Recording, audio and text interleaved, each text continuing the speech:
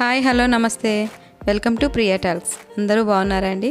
అందరూ బాగుండాలి, అందులో మనం ఉండాలని కోరుకుంటూ ఈరోజు మన వీడియో హోమ్ మేడ్ పానీపూరి అండి. చాలా అంటే చాలా బాగా వచ్చిందండి. తప్పకుండా ట్రై చేయండి. నేను చూపించిన విధానంలో ట్రై చేస్తే మనకి బయట కొనుక్కునే పానీపూరి కన్నా చాలా టేస్ట్గా ఉంటుంది. నెక్స్ట్ మనం ఇంట్లోనే చేసుకున్నామన్న తృప్తితో హ్యాపీగా ఎన్ని కావాలంటే అన్ని తినొచ్చు. చాలా అంటే చాలా బాగుంటుందండి. ఈ పానీ అనేది కూడా 2 రోజులు పాడవకుండా ఉంటుంది. నేను 5 బంగాళదుంపల్ని, ఒక్కొక్క బంగాళదుంపల్ని 8 ముక్కలుగా కట్ చేసుకొని నేను కుక్కర్లో ఒక 4 విజిల్స్ రానిచ్చాలండి. కొంచెం సాల్ట్ వేసుకున్నాను, 1 స్పూన్ సాల్ట్ వేసుకొని ఉడకపెట్టుకోవాలండి.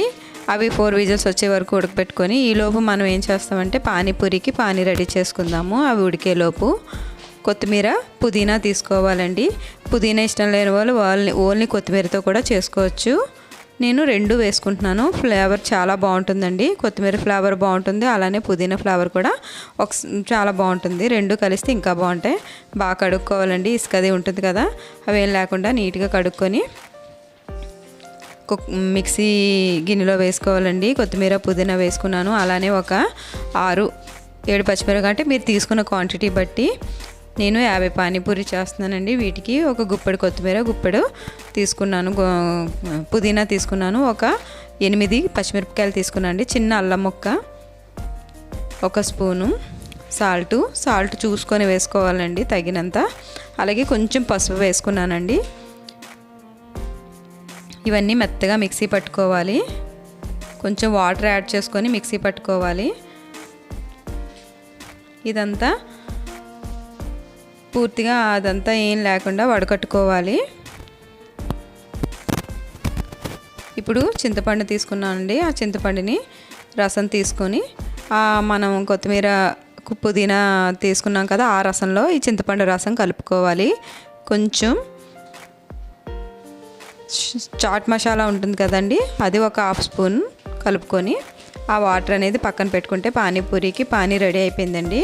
ఇప్పుడు మనం పానీపూరిలో పెట్టి కూర రెడీ చేసుకుందాము. బంగాళదుంపలు ఉడుకుతున్నాయి కదా, నేను ఆనియన్స్ కట్ చేసుకుంటున్నాను చిన్న ముక్కలుగా. నేను 50 పానీపూరి తీసుకున్నానండి. ఇవి రెడీమేడ్ పానీపూరి. అలానే మన ఇష్టం అండి. పానీపూరిలో స్టఫ్ పెట్టుకోవడానికి మనకి ఏం కావాలంటే అవి తీసుకొచ్చి బాగా ఉడికిపోయాయండి. బంగాళదుంపలు 4 విజిల్స్ వచ్చినాయి. చాలా మెత్తగా బాగా ఉడికిపోయినాయి. నేను ఇంట్లో ఉన్న కొంచెం ఉప్పు, కారం, అలానే కొంచెం చాట్ మసాలా, కొంచెం మిక్చరు, కొంచెం ఆనియన్స్ కూడా తీసుకున్నానండి. ఇవన్నీ తీసుకొని బాగా ముద్దలా కలుపుకొని పేస్ట్ లాగా, ఎక్కడ బంగాళదుంప చిన్న చిన్న ముక్క లేకుండా కలుపుకొని పక్కన పెట్టుకోవాలి.